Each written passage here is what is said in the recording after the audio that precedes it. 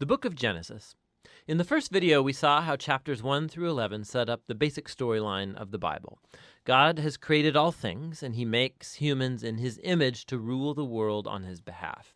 The humans choose sin and rebellion, and so the world spins out of control into violence and death, all leading up to the rebellion and scattering of the people in Babylon. And so the big question is, what is God going to do to rescue and redeem his world?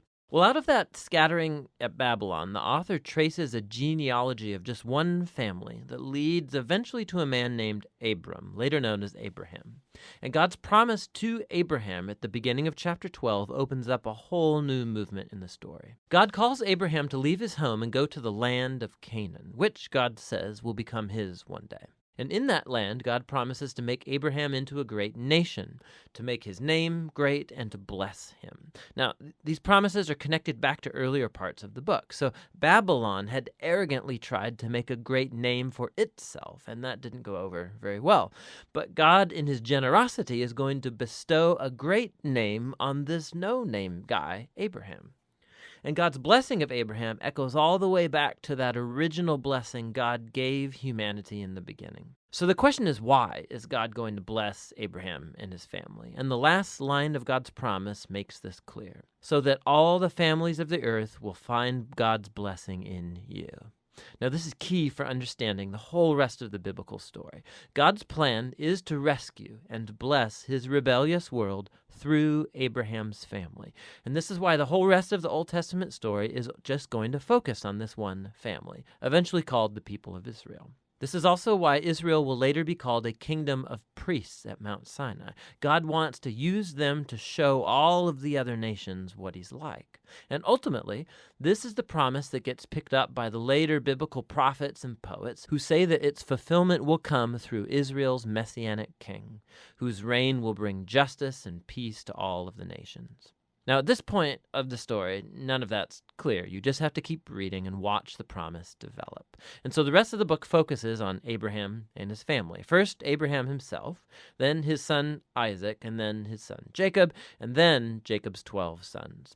And the stories about each generation, they're united by two main themes. So first, each generation of Abraham's family is marked by repeated failure. They just keep making really bad decisions that mess up their lives and that put God's promise in jeopardy. However, God remains faithful to them. He keeps rescuing them from themselves and reaffirming his commitment to bless them and bless the nations through them despite their failings. So the Abraham stories. God had promised Abraham a huge family, but on two different occasions, he's afraid for his life because other men are attracted to his wife, and so he denies that he's even married to her, which creates, of course, all of these problems. And not only that, Abraham and his wife Sarah, they can't have children, and so Sarah arranges for Abraham to sleep with one of their servant girls, which also creates all of these problems in the family. But each time, God bails Abraham out. And in chapters 15 and 17, God even formalizes his promise to Abraham with an official commitment called a covenant.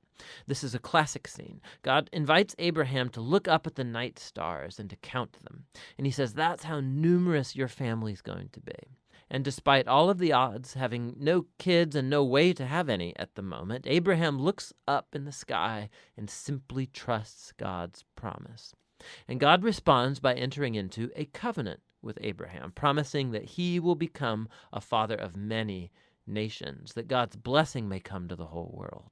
God asked Abraham to mark his family with a sign of the covenant, circumcision of all the male boys in the family. This is a symbol to remind them that the fruitfulness of their family is a gift from God.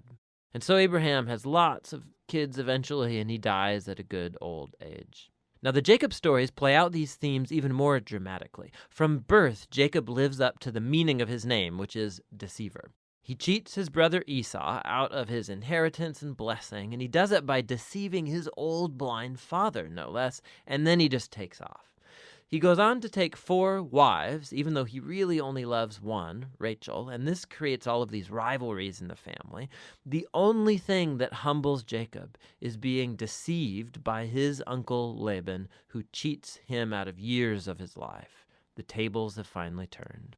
And so it's a humbled Jacob that returns to his homeland. And in a very strange story, Jacob ends up wrestling with God as he demands that God bless him. Some things never really change, do they? However, God honors his determination, and he passes Abraham's blessing on to him. And he renames Jacob as Israel, which means wrestles with God. Now, it's this last part of the book, the story of Jacob's sons, where all the themes come to a head. Jacob loves his second to youngest son, Joseph, more than any of the others, and he gives him this special jacket. And the 10 older sons come to hate Joseph, and so they kidnap him, and they plan to kill him, but instead they decide to just sell him into slavery in Egypt, where he ends up in prison. Talk about family failure. But God is with Joseph, and he orchestrates Joseph's release from prison, and Pharaoh ends up elevating Joseph to second in command over all of Egypt. And so Joseph saves the nation of Egypt during a famine.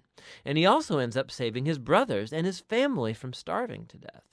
And so once again, we can see the folly and the sin of Abraham's family is met with God's faithfulness, who subverts even the evil of the brothers into an occasion to save life. And this is actually what Joseph says right near the end of the book. He says to his brothers, "You all planned this for evil, but God planned it for good, to save many lives." Now, these words are strategically placed at the end of the book because they summarize not only the story of Joseph and his brothers, but the book as a whole. From Genesis 3 onward, humans keep acting selfishly and doing evil, but this God is not going to leave his world to its own devices. He remains faithful and determined to bless people despite their failures. You can see this especially in how that mysterious promise about the descendant of the woman gets developed throughout the book. So remember, Genesis 3, God promised that this wounded victor would come and crush the snake and defeat evil at its source. And the author then connects this promise directly to the line of Abraham. This is a part of how God's going to bring his blessing to the nations. Now, from Abraham, this promise gets connected to Judah, the fourth son of Jacob. And this is how. In an extremely important poem in chapter 49, in aging Jacob, he's on his deathbed, he wants to bless his 12 sons. And when he comes to Judah, Jacob predicts that Judah will become the tribe of Israel's royal leaders, and that one day a king will come who will command the obedience of all the nations and fulfill God's promise to restore the garden blessing to all of the world. And then after this, Jacob dies. And later, Joseph dies too. And the growing family remains in Egypt.